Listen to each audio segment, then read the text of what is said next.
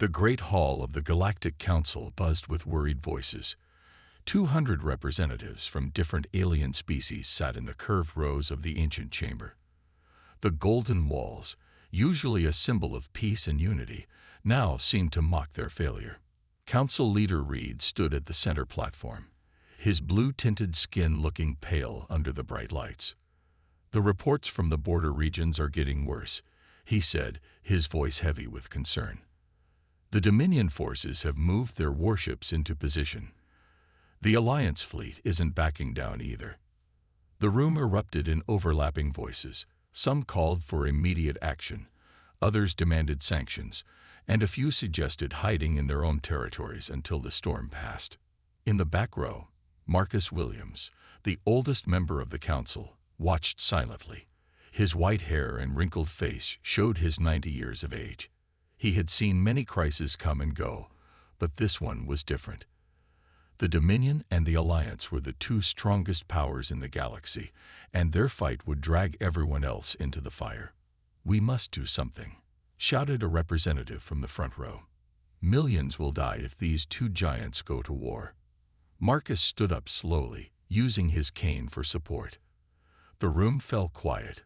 When the old human spoke, everyone listened, not out of respect for his age, but out of fear of his species. "There might be a solution," Marcus said, his voice clear and steady, "but none of you will like it."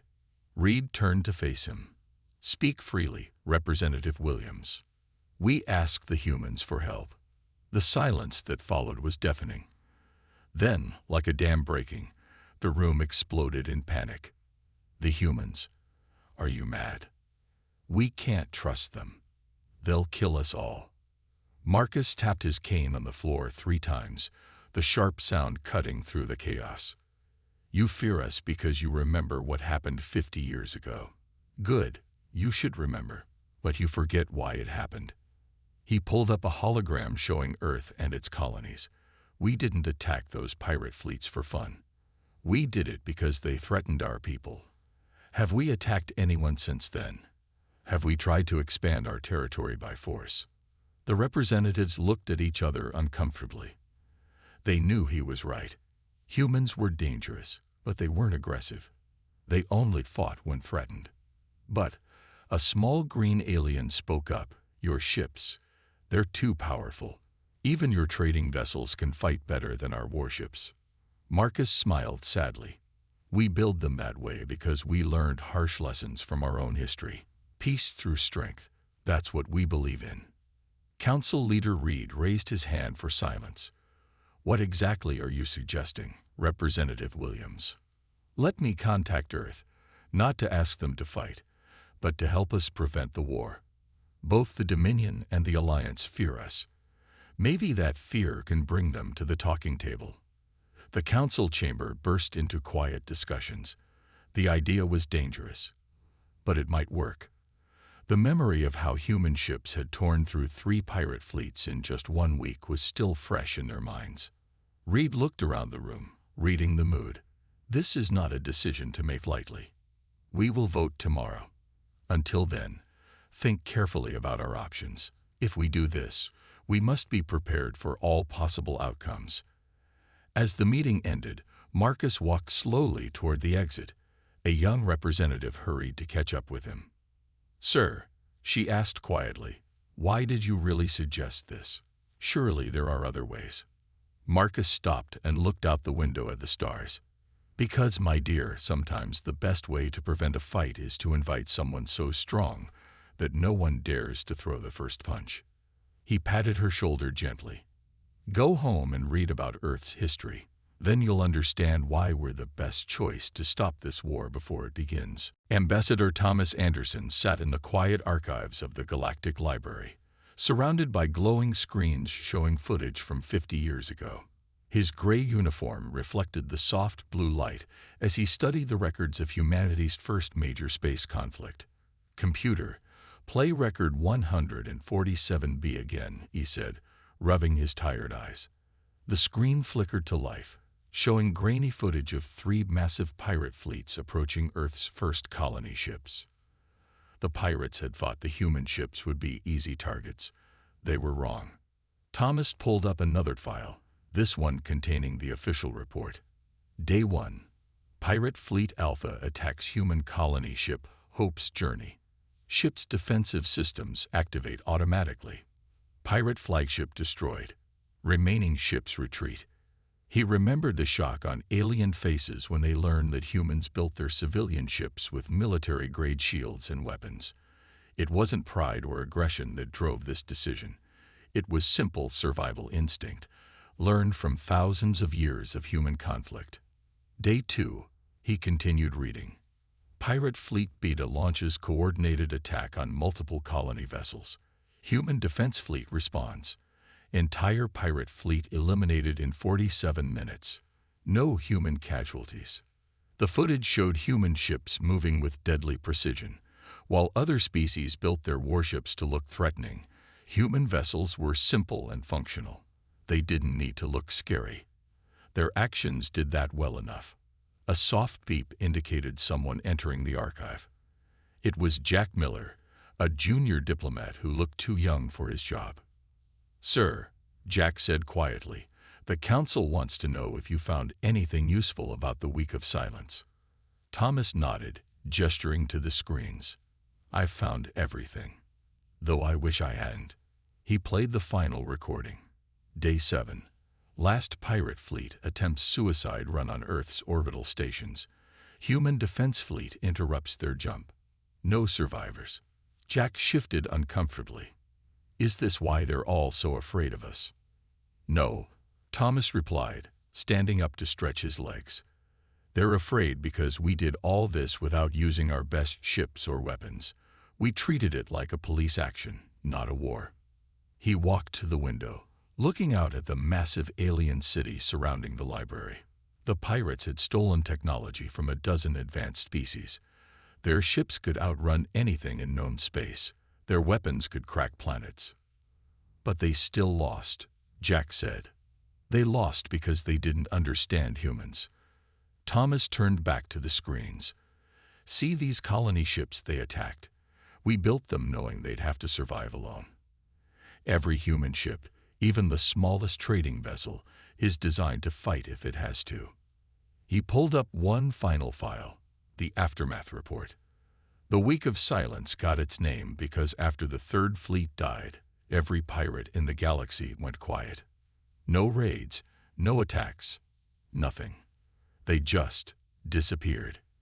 "And now the Council wants us to help stop a war," Jack said, understanding dawning on his face. Thomas nodded. "The Dominion and Alliance are like children playing with fire. They have big ships and powerful weapons, but they've never fought a real war. Humans," he paused, choosing his words carefully, "humans have been fighting wars since we first picked up sticks and stones. Is that why we build everything to be so tough? We build them that way because we know what war really costs." Thomas started shutting down the screens. Other species act tough and make threats. Humans just prepare for the worst and hope for the best. As they left the archive, Jack asked one final question. "Sir, do you think showing them these records will help prevent the war?" Thomas stopped at the door. "That's exactly why I'm gathering them. Sometimes the best way to keep the peace is to remind everyone why they shouldn't break it." The archive doors closed behind them, leaving the records of humanity's power in darkness once again. Ambassador Richard Hayes stood at his office window, watching the three suns set over the galactic capital. It was his 4th meeting today, and he knew it wouldn't be the last. His desk computer blinked with another urgent message. "Let me guess," he said to his assistant, "Peter, another unofficial visit." Peter nodded, adjusting his glasses.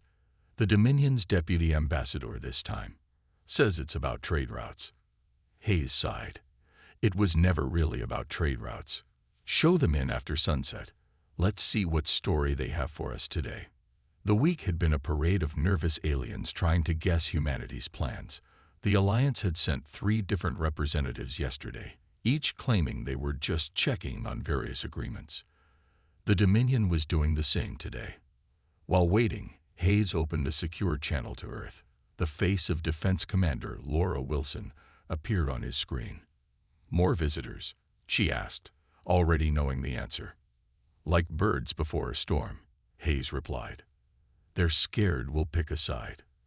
The Alliance offered us mining rights in the Copper Belt this morning." Laura raised an eyebrow. "Generous. The Dominion must have offered something better." "Access to their quantum tunneling technology." Hayes shook his head. "They're so busy watching us, they might accidentally start the war they're trying to prevent." The door chimed. Peter's voice came through the speaker. "Sir, the Dominion representative is here early." Hayes straightened his uniform.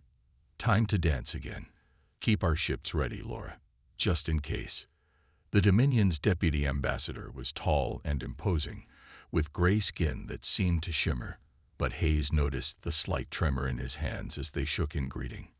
"Ambassador Hayes," the alien said smoothly, "thank you for seeing me on such short notice. Of course, I hear you want to discuss trade routes." The deputy ambassador shifted in his seat. "Yes, well, that and other matters. We've noticed increased Alliance activity near your space." Hayes kept his face neutral. "Have you? We hadn't noticed. They're clearly trying to provoke us. And you. If they were to gain control of the trade lanes, then they would learn what the pirates learned 50 years ago," Hayes said quietly. The alien flinched at the reference. "We would never suggest." The deputy ambassador paused, gathering courage. "The Dominion values its friendship with Earth. We hope you remember that if difficulties arise." After the alien left, Peter brought in the daily reports. "Earth Defense wants to know if we should increase patrols." Hayes looked at the star map on his wall, showing Alliance and Dominion fleets moving like pieces on a chessboard. "No, let them watch our normal patrols. Those are scary enough." "Sir," Peter asked carefully, "why are they so afraid of us?" "Their fleets are huge." Hayes picked up an old Earth history book from his desk. "Size isn't everything, Peter. They build fleets to show power. We build them to survive." He opened the book to a marked page. "You know why Earth ships are painted plain gray?" Peter shook his head. "Because we learned centuries ago that fancy paint doesn't help you win battles.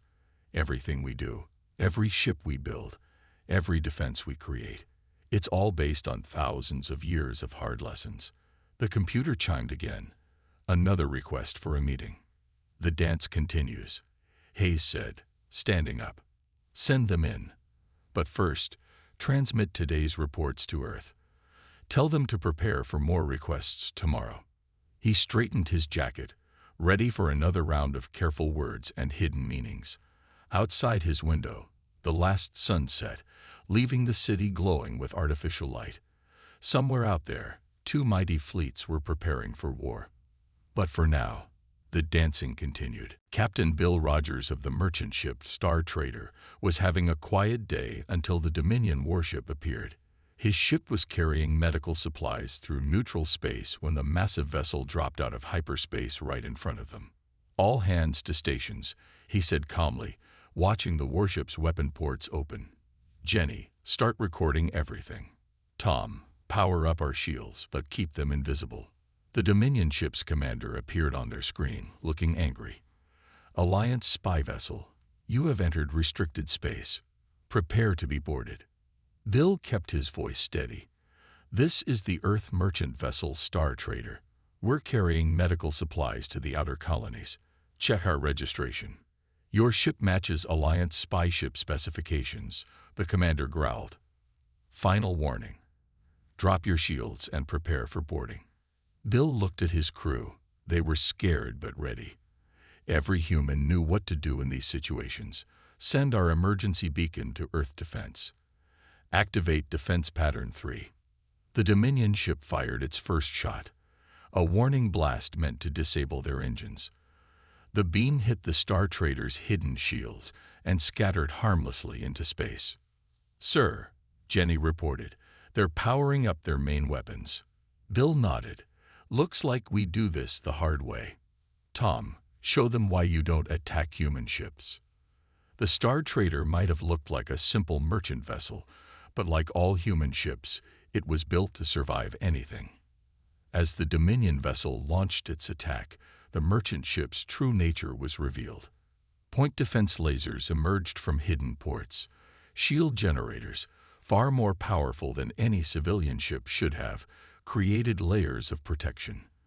The crew moved with practiced efficiency, as if they'd trained for this moment their entire lives. They had. The Dominion commander's face showed shock as his weapons failed to damage the supposedly helpless merchant ship. Impossible. No civilian vessel has such defenses. Human ones do, Bill replied. Now, please stop shooting at us. We don't want to harm you. But the Dominion ship pressed its attack, convinced they were facing an Alliance spy vessel. They launched their fighter ships, expecting an easy victory. They're not going to stop, Tom said from his station. Orders, Captain. Bill sighed. He'd hoped to avoid this. Disable their engines. Carefully. We don't want to hurt anyone. The Star Trader's hidden weapons activated. Precise beams of energy sliced through the Dominion ship's engine sections, leaving it dead in space. Their fighter ships, suddenly facing a far superior opponent, retreated to protect their disabled mothership. Send the recording to Earth Defense and the Galactic Council, Bill ordered. And prepare our medical bay. I have a feeling they might need help with repairs. Jenny looked up from her console. Sir, 3 Earth defense ships just dropped out of hyperspace. They're asking if we need assistance. Tell them we're fine. Just another day at the office. Bill looked at the disabled Dominion warship, though I suspect this incident is going to cause quite a stir. He was right. Within hours, the Galactic Council called an emergency session. The recording showed clear evidence that the Dominion had attacked an innocent merchant ship, but it also showed why the galaxy feared humans. A simple merchant ship had disabled a military vessel without taking the scratch. The council members watched in silence as the Star Trader's defensive capabilities were revealed one by one. Now you see, Marcus Williams told the council, why we ask you to let us help prevent this war. That was one of our merchant ships. Imagine what our actual warships can do. The council chamber remained silent, everyone thinking the same thing. If this was how humans armed their traders, what other surprises were they hiding? General Mike Roberts walked through the secure vault deep beneath Earth's defense headquarters. Behind him, 2 nervous alien diplomats, one from the Alliance, one from the Dominion, followed quietly.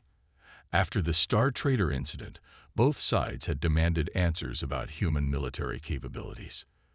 What you're about to see is classified, Mike said, stopping at a heavy metal door. Your governments have been granted special access, given the current situation. The room beyond was filled with holographic displays showing Earth's history. The general activated the first display, showing ancient human warriors with spears and shields. Unlike your species, we didn't evolve on peaceful worlds, he explained. Early humans had to fight everything. Animals, nature, each other. We never stopped preparing for the next threat. The Alliance diplomat spoke softly. But surely after you achieved peace. We never achieved peace, Mike interrupted. We just got better at preventing wars. He moved to the next display, showing modern Earth ships. Every human vessel, from the smallest mining ship to our largest carriers, is built on the same principle: survive at all costs. The Dominion diplomat studied the images carefully. These designs, they're so simple. Simple works, Mike replied. We learned that lesson centuries ago. While other species made their ships look scary, we made ours work better. He pressed a button, revealing internal ship schematics. Everything serves a purpose. No wasted space, no decorative elements, no showing off. The next display showed Earth's defense network. Both diplomats stepped back in surprise. Yes, Mike said, noting their reaction. Those automated defense platforms you've detected around our colonies, they're not our main defense line. They're our early warning system. The Alliance diplomat's hands shook slightly. The Star Trader, Was it really just a merchant ship? Completely standard model. Nothing special. Mike brought up its blueprints. We don't build civilian ships. We build survival ships that can be used for civilian purposes. He led them to another section, showing Earth's military response times. Notice anything unusual? The Dominion diplomat studied the numbers. These can't be right. Nobody responds this fast. We do. Mike's voice was firm. Because we've spent thousands of years learning how to fight. Not because we want to, but because we had to. He showed them footage from Earth's history, ancient battles, modern conflicts, space engagements. Your people evolved in systems with one sun, predictable weather, few predators. Humans evolved on a planet that tried to kill us every day. We fought our way up from caves to the stars. The display changed to show the Star Trader incident. That captain showed incredible restraint. He disabled that warship without causing a single casualty. Do you know why? Both diplomats shook their heads. Because peace is harder than war, and we've learned to value it more. Mike turned to face them directly. Your governments think they're ready for war. They're not. They're playing with weapons they don't understand. He led them to the final display, a simple star map showing human space. We haven't expanded aggressively because we don't want to fight. But make no mistake, we remember how. The diplomats exchanged worried glances. Finally, the Alliance representative asked, "Why show us all this?" Because, Mike said, shutting down the displays, sometimes the best way to prevent a war is to show people exactly what they're getting into. Take this information back to your leaders. Show them what pushing humans into conflict really means. As they left the vault, the Dominion diplomat whispered to his Alliance counterpart, "Perhaps we should reconsider our positions." Mike pretended not to hear them. The message had been delivered. Now it was up to their governments to make the right choice. The Galactic Council chamber was packed, not just with regular members, but with military leaders and diplomats from both the Alliance and Dominion. Council leader Reed stood at the center, holding a data pad containing humanity's latest military analysis. After the Star Trader incident and subsequent revelations, Reed announced, "We face an unprecedented situation.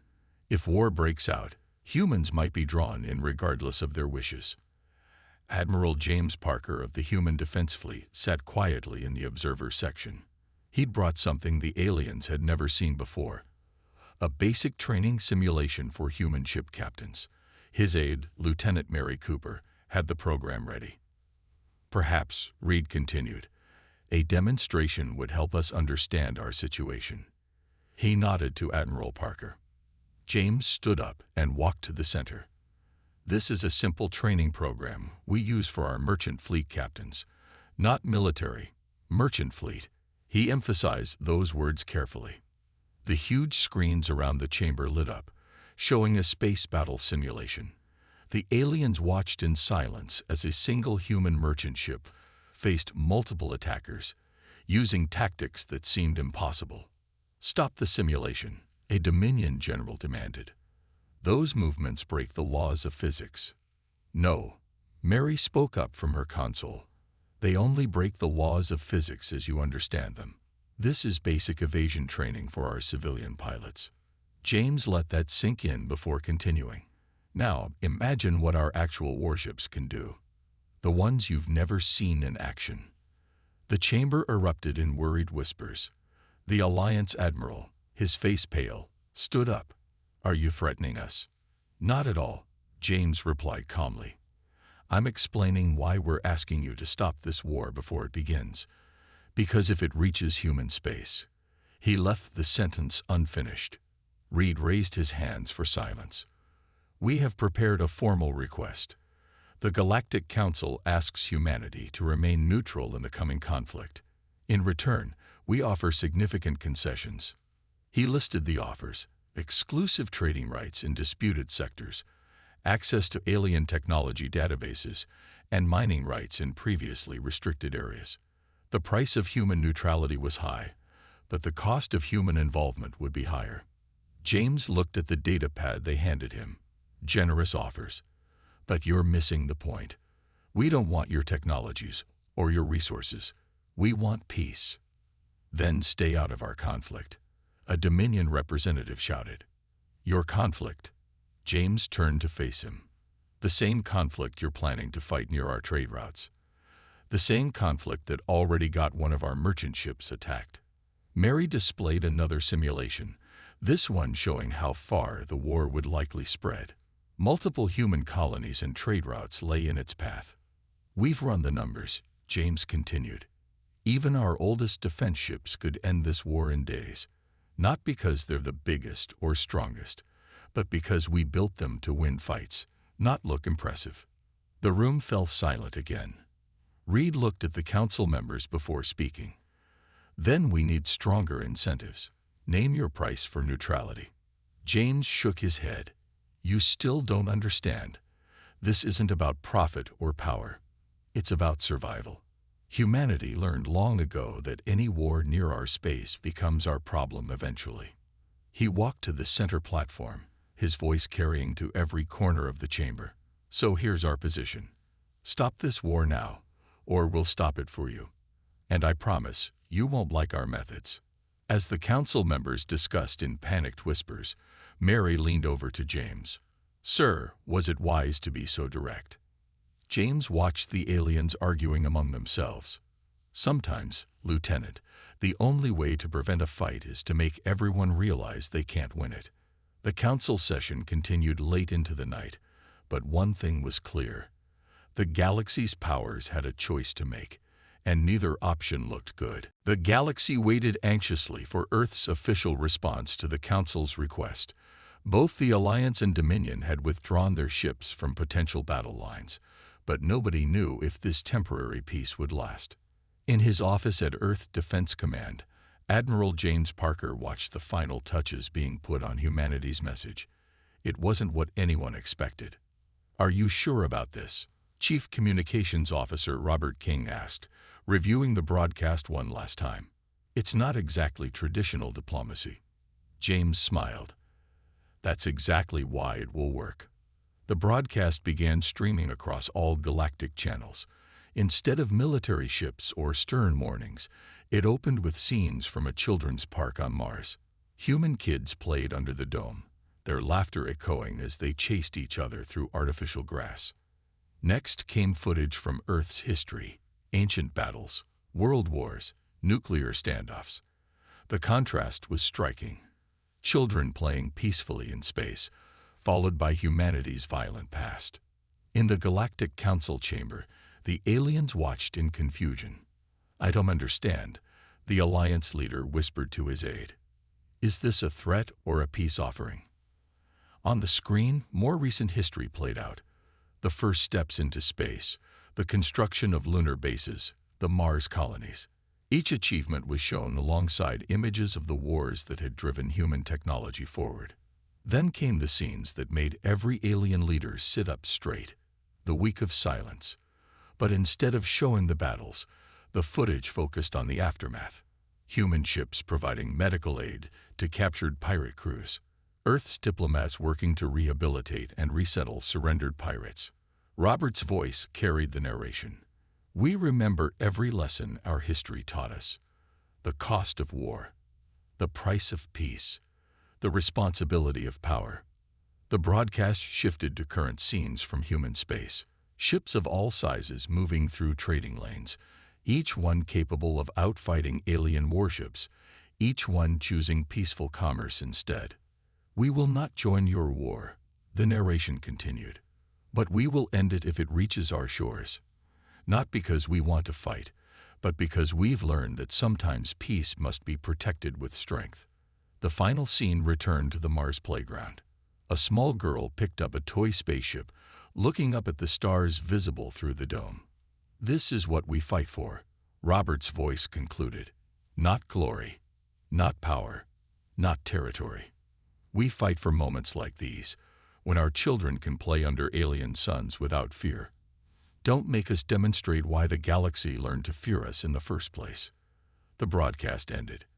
In the council chamber, silence reigned.